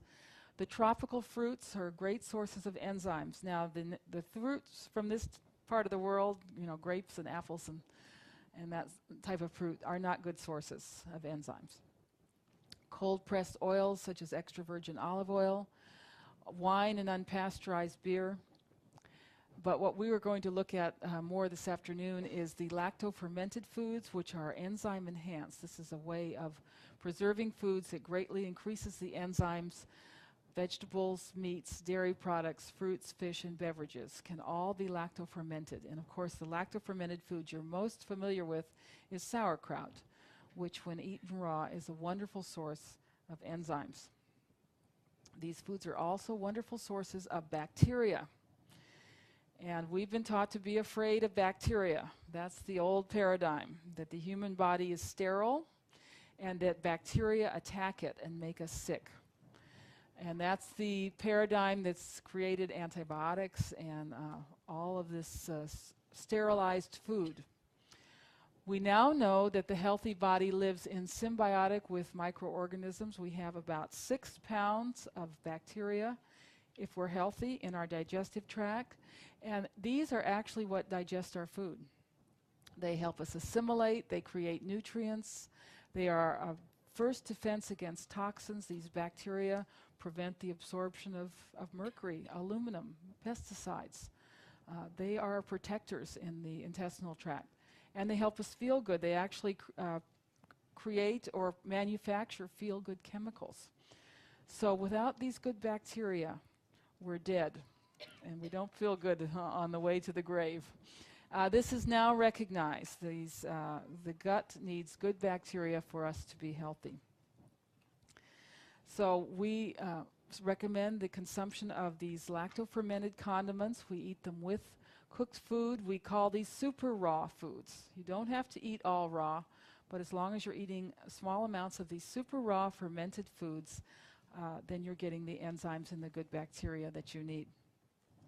And you can also do this with beverages, and there are many wonderful lacto-fermented beverages for sale at the conference today. Kombucha and kvass are beverages from Russia, and this is a drink made in Australia. It's now available here, the Grainfields drink, which is a very energizing, refreshing lacto-fermented beverage. So lots of resources out there for you. The Weston A. Price Foundation, which provides a lot of good teaching materials. Please visit the New Trends booth for the books on health and nutrition. This seminar is available at the New Trends booth on DVD, and Dr. Price's work will be available at the Price Pottinger Nutrition Foundation booth tomorrow.